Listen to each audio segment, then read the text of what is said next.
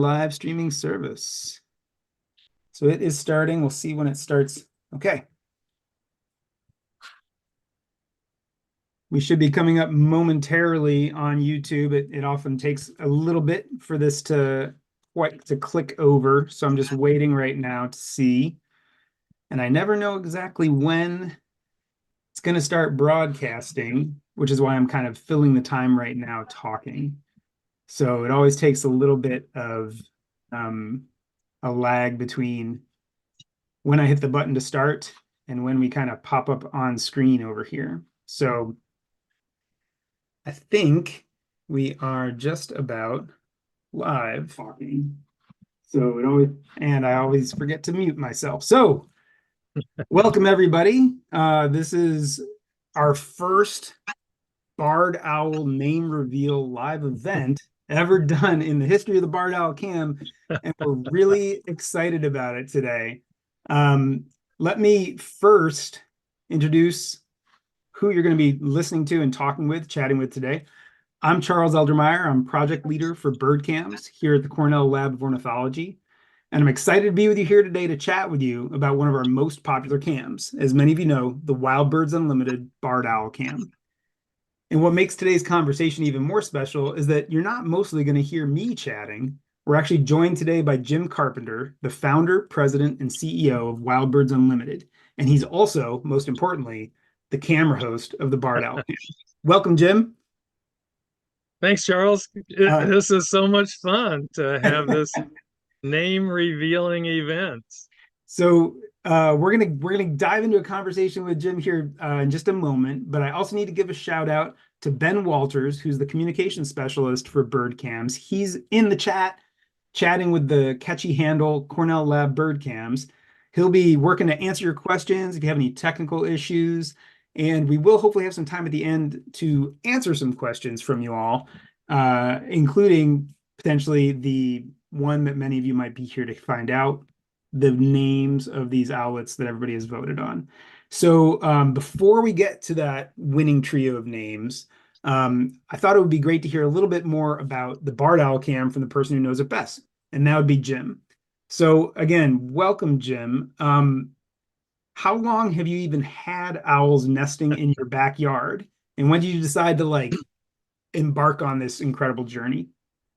Well, Nancy and I and our daughters who have lived here, we started in 1987, so we've been here a long time. It's a nice woods, but it's kind of a small woods. That just beyond maybe another 100 yards, there's a pasture, and another way there's a cornfield, but there's streams going through it.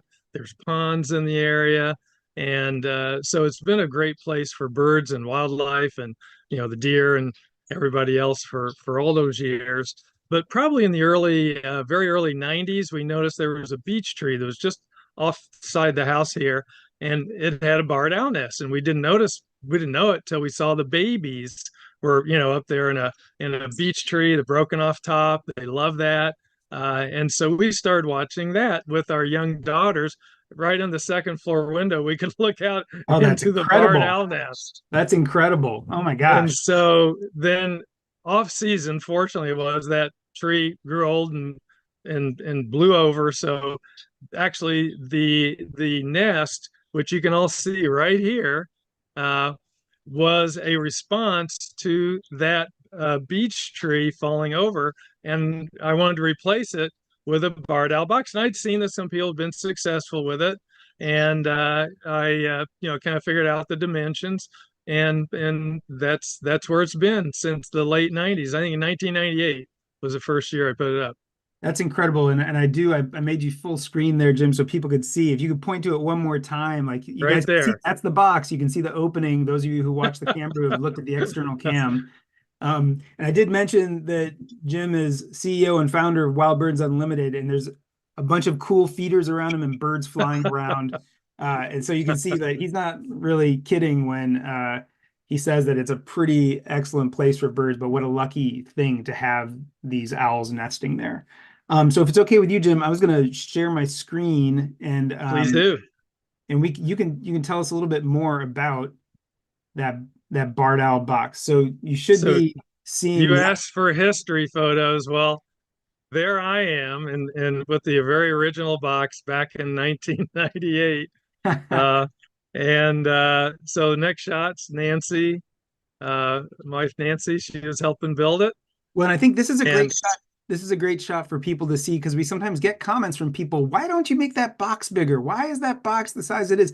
And I just want to point out that box is like big. Okay, it's not a small box. You're going to see it's a lot pretty of big. images throughout this presentation that give a sense of scale to just how big that box is, which then can also help you understand just how big that owl is, since we can't see it up close in person. So, okay, sorry, keep going. Yeah. So this first one, and also you'll see that I put a plexi roof on it. So during the daytime, we'd get enough light into it to to be able to see, color cameras. And we'll talk about the cameras in just a little while. Yeah. So actually, I was lucky to find this photo. This is the first tree climber I had putting up the first box in 1998, and we put up that corner brace, and that corner brace is still there. It's just the tree has grown around the Gosh, brace look at now. how So big that is a there's cool. Go ahead, sorry. there's no getting that brace out of the tree anymore. Well, and as we go through these slides, again, look at the size of that tree and the size of the person. And again, that'll give you a sense of just how awesome a tree this has been over the last, almost 30 years. And that tree has grown. I mean, 26 more years than that Yeah, photo. So the tree's even bigger. there you go. So here we go through the years. Then there's a lot of maintenance that goes on with this. And actually, for me and Charles, it's a year-round project where we monitor the camera year-round. And so we've got every year we have to send climbers up to clean out the box and clean the lens. But every once in a while the camera goes out, and so I think I'm on my, since for all these years it's about the fifth generation of camera, and since working with you, it's maybe the third Yeah, generation, I believe. that's correct. And so, yeah, it's always a big deal for the climbers. Let's go to the next. And so here they are. He's got to reach in there and clean out. What happens every year, and we have to time this just right. I keep raccoons out of it because I put flashing around all the trees that wherever they could climb up and get to it, and that keeps the raccoons out, but I cannot keep the squirrels out. So they almost always nest in the box every year, starting like in December. So we have to time it. So, and actually, I do check these squirrels, they don't stay in it every night. So they have a nest somewhere else. So when I kick them out in the middle of winter, they have somewhere else to go. But we do have to kick them out because it's full of twigs. And I don't think the owl would use it. So we go up and we clean out the twigs, we clean off the lens, and we time it so that the squirrel won't come do it again before the owls start checking out. And this year we cleaned it. It was like, the last week in January, and that very night, the mama barred owl came and checked out the box. First time we'd seen her check it out. And so the timing was just right. And then she checked it out for most of February, a few minutes to then a few couple of hours, and then finally laid her eggs. I'll go to the next slide here. So yeah, this gives you a sense of how big the box is. You can see I've got an opaque plexiglass on top, so I don't want critters able to look in at the babies, but I want the light to transmit in. Eventually, I put a crossbar because the babies go on top, and we found out one year they might slide off, and that wasn't good. The baby was okay, but we don't want them sliding off anymore. Yeah. So there's a crossbar, and then we have the perches, and I even have a little ladder this year. You'll see that they can get to the top because the babies always want to go up the tree as soon as they come out on the perches. And you can see in this image, you can see the flashing there on the bottom of the tree and the adjacent Right. tree to keep the other animals off. So this gives you a feel how high up the tree it is. I think it's about 32 feet. And so since it's also downhill, we had to go that high to get a good view of it. Really wanted it from our deck and our kitchen window. And also as we aim the outside camera. So this height has worked really well for us all these years. And we've got over 400 people watching right now. So Nice. watch your words, Jim. Um, let's go to the next one here, a little closer up.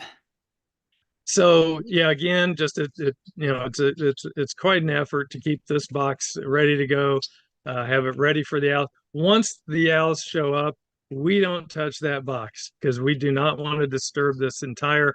They have a nesting routine where the mama comes in, like I say, starting in February, and then she just checks it out the whole rest of the year because we check the cam.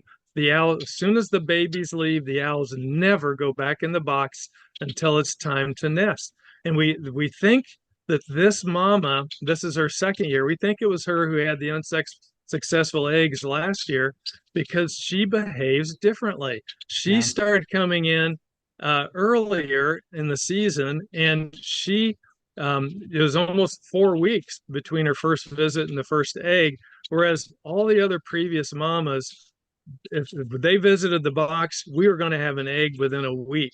So I just think it's a different mama. Yeah, I think I would agree with you totally from my sort of behavioral scientist hat on. Definitely acts very different than the individual Yeah. we'd seen for a number of years. And I should have mentioned it at the top. We're planning for this to last about a half hour, everybody. And I promise I saw a couple people asking, what are the names? We're gonna get there. We're gonna get there. Yeah. But Sorry about that. no, no, this is important because I think that this tradition of naming them is really cool too, and it's something that you brought to the camera, with you, I think, when we started working together a number of years ago, and you've worked with the lab for a number of years, and WBU has worked with the lab for a number of years. And once we started this program, a few people have asked how we got connected. After we started this bird cams program, you basically reached out and said, "Hey, we should just stream this cam. Are you guys interested?" And I was like, "Oh my goodness, a barred owl cam? Yeah." And then that just led to us working together over the years to improve the technology, to troubleshoot when things go wrong. So thanks for all the questions about how and why. I mean, WBU and the lab have been working together longer than I've probably been working at the lab, which is almost 20 years. Yeah. So it's a long, rich history of mutually helpful relationships, I think. All Oh, right, let's just go through a couple more slides. yeah, Again, every yeah. once in a while we got to do major repairs. And Is so this the same here it is. guy? Is this the same guy as the This is the earlier same one? guy in 98, about 10 years later. Okay. And then Well, and this th is interesting because this is an older looking camera, and I can remember there being something about potentially the camera, like you may have put up one of the earliest cameras, like live streaming cameras from nature, like in the history of the internet. And is far as that I can tell, yeah, we had the bird feeder cam, Wild Birds Island bird feeder cam in 1995, first week of the year. And far as I could tell, it was like the 50th camera on the internet. And the other ones were like people's goldfish and cats and things like that. But anyway, so we started streaming. We had streaming capability on this Alcam in the late 90s. And this was one of the early ones. And you can see by this tree climber's left foot, there was a camera on the outside of the box. And we're, positioning the camera with the TV out there. So it all takes a little bit of work to get it to work. But those cameras, they weren't the greatest. But even these cameras had more streaming capability than the internet had streaming capability. So it was a little while before we had good streaming. let's see here. And again, just we can probably go through a couple of these pretty Okay. quick. Just showing it getting repaired, showing it's like That's here almost the back. same video. Yeah, almost the Yeah, same there's shot the over your shoulder pool, there. and then there's the owl box. What else we got? See here. Oh yeah. Oh yeah, then a few years back we put out the outside cam, which has been wonderful, and that's really added to the experience, especially this. I think this last week when the babies start branching too. Yeah, yeah. That's a great point. Oh, and this is Yeah, this is when you done repaired the major box. repairs because it eventually rots after so many years, and got to repair it. And then this is a new generation of cams. We use security cam. I think we even have another generation past Yeah. this one, Yep. higher def. But it takes a lot to get everything working. It's the truth. But then when everything is working inside and We out, get this. This is We the get new. this. It's all worth it. And you can see on the side panel there, that's the camera's underneath that back panel. And if you look on the bottom right, that's the cord that comes to the house. Here, If you're right there. wondering, it's a power Oh, over an geez. Ethernet cord. Oh, Sorry, no, it's I a just power gave it over away. Ethernet. That's all right. It's a power over Ethernet cord with 200 feet to the house. And of course, sometimes the chipmunks nibble it and we got to repair the cord. Which is always a bummer. And I don't know which the All year right. this is from, but there are two outlets in this, and I know that lots of people have shown up because they're interested in learning a little bit more about what the winning names were for this Well, year's this is trivia. what we're going to see probably within a week. I think we're going to have 2 or 3 babies up in the hole. So this is really going to be fun watching. So So let's yes, go this ahead. Let's go so ahead and do the reveal. yeah, And so so over the last roughly week and a half, over 6,200 votes were cast. that's It, amazing. like putting forth people's votes for one of four sets of names that were offered. There were come up with by staff from WBU and some from the lab and the volunteers that work on the cam. And Jim, I don't know, have you heard anything about what the results of this vote were? Because I was able to pull this You total. know, it I was really amazed this morning. I had special delivery in a hermetically sealed envelope. And it was actually a flock of chickadees brought this letter in all the way from the Cornell Lab of Ornithology in Ithaca, New York. So look, we've got the results. So let's open it up. Here we have. Look who it is. Midnight Star and Moon, big to small. Midnight Star and Moon. So, congratulations, baby Owlets. You now have names. And you know what? I like this that shows Moon being the little guy. I think the little owlet, the last hatched, I think we can pretty well follow that little guy the rest of the way. I think he should be named, or he or she should be named Moon. So that's the way we go. But isn't that fun? Those are great names. I love it. And I will So, say, like with all the astronomical happenings of the last few yes, weeks, what a great thing to commemorate in this year's, that eclipse passed right over that box, right? I think we it pulled a did. We video were of full it. eclipse. Yeah, there's a Yeah. you guys can check it out on YouTube. There's a video highlight of the box in during the eclipse. We have a couple of the cameras that went through that. Also, the awesome great horned owls and even we were in the 99% here in Ithaca, but the hawks also had a really interesting reaction. So um, we know that people put in a lot of votes and a lot of time, a lot of hope in their candidates. I've got a slide here that I'll bring up that shows you how the vote broke down. And we know that people have their favorites. And we just want to thank everybody really for voting. It's really just a fun thing. No one's gonna like say you're wrong if you want to call the outlet something else to on your own. But we just thought it would be a great way for people to help share their interest and love in the name. So you can see 2,400 of those 6,200 votes were for Midnight Star and Moon. Heidi, Holly, and Hootie, which I've seen a couple people in the chat, including Dr. Bobuski, sounded like they liked that one. But you can see Feather Talon and Bill kind of picked up the rear there with only 820 some votes. But the cool thing about all this is it's just people participating in showing their love of these birds and whatever their names might be. I think we can all share that sentiment of like what a wonderful thing it is to be able to watch these young birds right in our computers. So there we have it. I just grabbed this screen cap this morning as they spent so much cute time this morning. I think it was cold in Indianapolis, just like it was here in upstate New York. And they spent so much time just huddled together, really cute.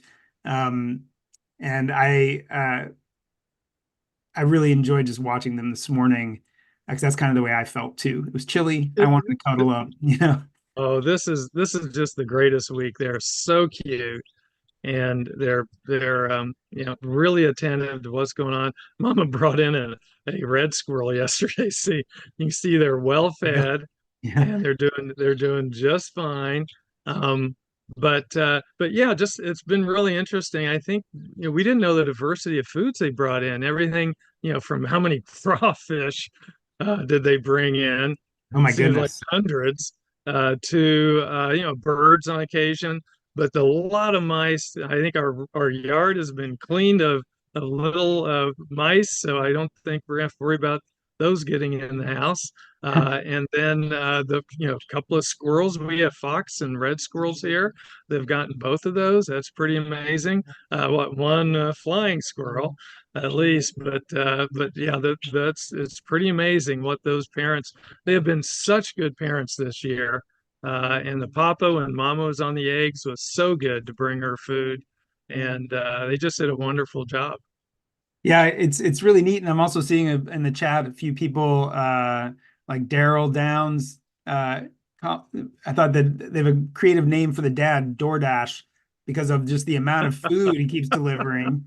Um, That's pretty good. Suggestions about owl babies, which a past trio of owlets were named Sarah, Percy, and Bill. I can't From the remember book, which year. there's a Yep, from the famous book, book Owl with Babies.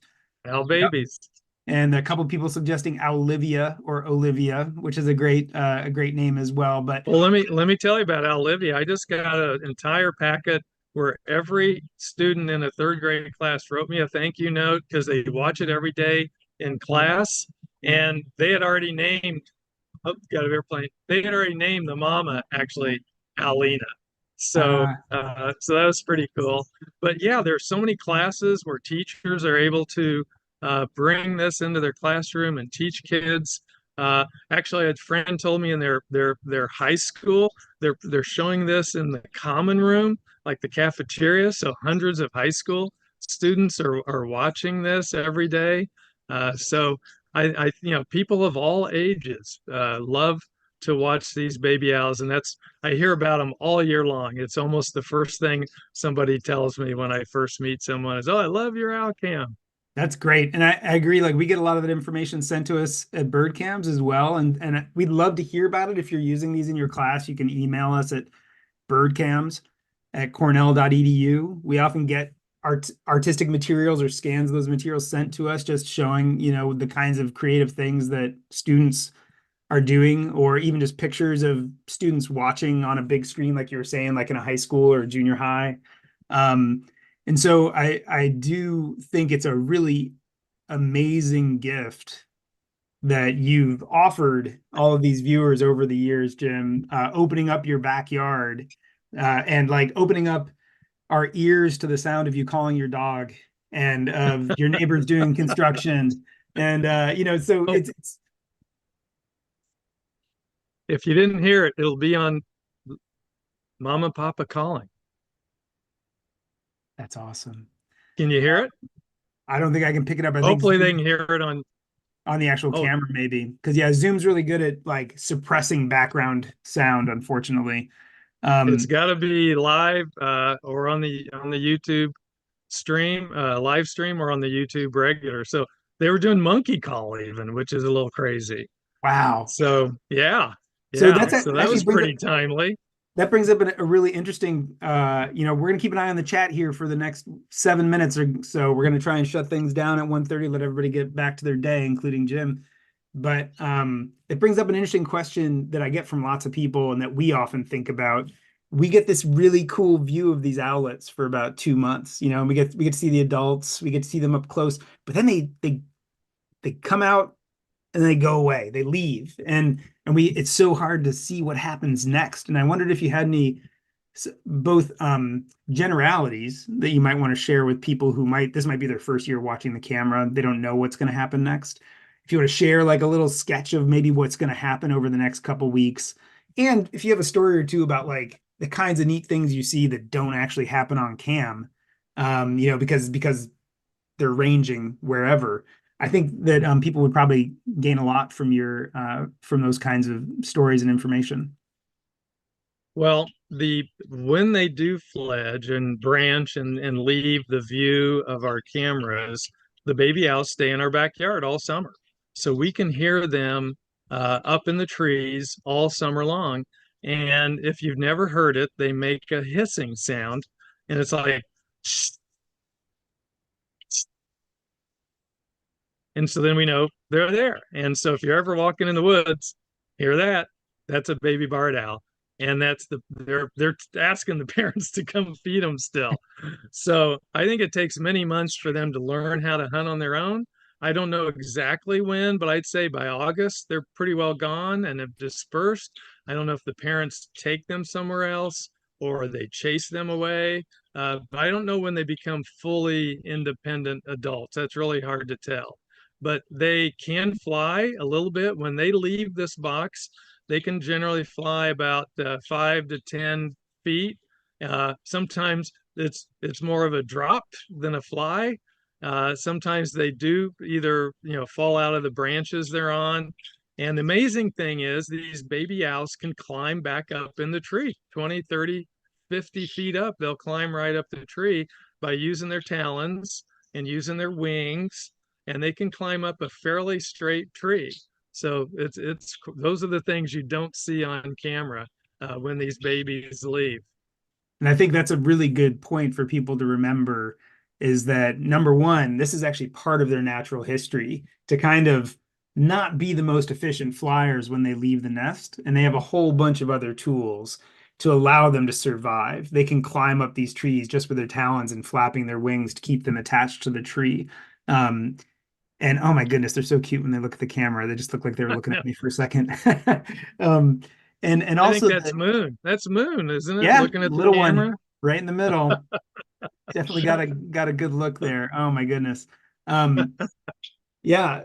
So there's And also how often do you see the adult owls outside of this breeding season? Are they around most of the year in your backyard, or is it just like, February, all it's of a sudden there's owls? really once I'd say September comes, the owls are we hear the barred owls hooting on occasion, but it's not like they're necessarily a couple. They may be, but we do hear alternate hooting, so they may be sticking together as a couple, but I can't say for sure. And they really do not have anything to do with this box until nesting season again. Huh. So that is definitely what happens. But one time I think I was able to share, I was able to capture some pictures of the adults interacting. Yeah. I think you did post those. So Yep. that's another thing you don't see off camera. During the nesting season, the two adults are very lovey-dovey, if you want to use human terms. They are interacting, they're reinforcing their bond. They go out on the daddy will be out on a branch and mama comes out and they do things with their beaks and little clacky noises, and sometimes they just kind of hang out for 20, 30 minutes, just hang out, and then she goes back to the box and he goes hunting again. Sounds like a pretty good way to spend your time, honestly. Yeah, yeah, I think mama really looks forward to it warming up when the babies are big enough and she can get out of that box. Yeah. It's gotta get pretty ripe in there. It's it's gotta, and she spent a long time sitting on those eggs and then taking care of the tiny little owlets. But you can tell right now she doesn't feel the need to be in the box every minute. Yeah, and I think as well the young birds you can see, especially on a little bit warmer day. I think it's probably still just slightly cool in the box there, but they like to spend some time stretching, hopping around, and as they get bigger, that's the kind of stuff that's going to get them ready to uh, get up into that opening, like we saw on that slide prior to the revealing their names, and start really looking at the world. Right now, they can see just a little bit probably out of that opening, and there's a whole big world outside of their cavity just waiting for them, which is pretty exciting. Yep. Well, that's So great. Well, go ahead. Sorry. did we have any other questions from the chat? I would say there haven't been a ton of questions. There's been a lot of people just being very grateful and thanking Oh, you, nice. thanking everyone for the opportunity and also just sharing their own observations, names, and so on. There was one question about last year, which you might know, is what happened to the eggs that were in the box last year? The eggs didn't go anywhere. They stayed there all through the summer and they were there in the fall. A good moon. And and then I believe the squirrel may have either eaten them or gotten them out of there. But once the squirrels started bringing the twigs in, and then we removed the twigs, there were no eggs. So I think it was the squirrel. Okay. Yeah, that makes sense. And that's a, the cool thing that having this camera here for so long has shown us is that we can have great years. And even after a year like last year, which surprised everyone because these barred owls have really been like clockwork more so than almost any other camera that we've ever run and had this like this close a look at, even after what seems like, oh my gosh, what does this mean for the future? They bounce back. They have that biological Yep. imperative and your habitat there's good habitat for a barred owl family to make a living, and that's a really important thing for people to understand. Even these small chunks of woods can be really important to That's right. these cool birds that you might not even know are there, but they're out there. And if there's enough place to eke out a living, this is what happens. You get these beautiful animals coming hopefully back year after year. And yeah, oh, you mentioned prey diversity. I don't know if you've seen the last couple days, they've been bringing in Luna moths. I missed that. Yeah, we posted a highlight. I think it's happened twice. And so Wow. it was the first time we've ever seen them bring in a Luna moth this year as well. Oh, So wow. it's pretty Yeah, in, I've hardly ever actually seen the Luna moths here, so that's pretty cool. yeah, I hope they leave a few. right? Yeah. Well, and I think we were talking about this beforehand, and quite often my first migrant warblers that I see, some of the very first ones happen to be prey items in this box, which always is kind of like, oh, Yeah, poor guys. But it's good for the barred that owls. has happened. Yeah, we just got our first Oriole the other day, so I'm hoping not to see that in the box, but Yeah, you never know. You is the never know. truth. Well, we're right So, up here at 1:30. And like I said, I want to let you get back to work, let our viewers get back to their days with these new names fresh in their mind. Um, and I wanted to thank you, Jim, for making the time to spend a little time with us today and share your backyard in an entirely new way than we've gotten to see it before live on camera.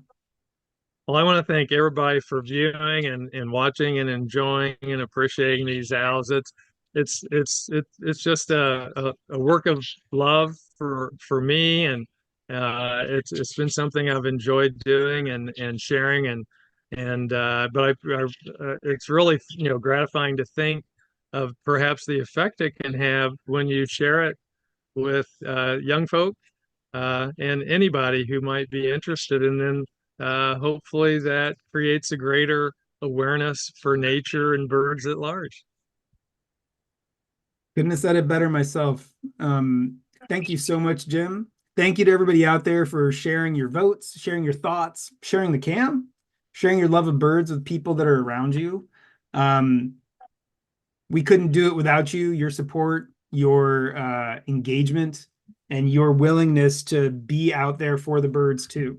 So thanks for spending a little chunk of your Thursday morning or afternoon with us and with Jim, hanging out, looking over his shoulder into his backyard. And we hope to see you virtually. We'll be watching through the same window, watching these little owlets get older and It's become going to be big. fun. Yeah, It's it going to be really fun will. next week to 10 days. All right. Thanks, Awesome. Thank everybody. you.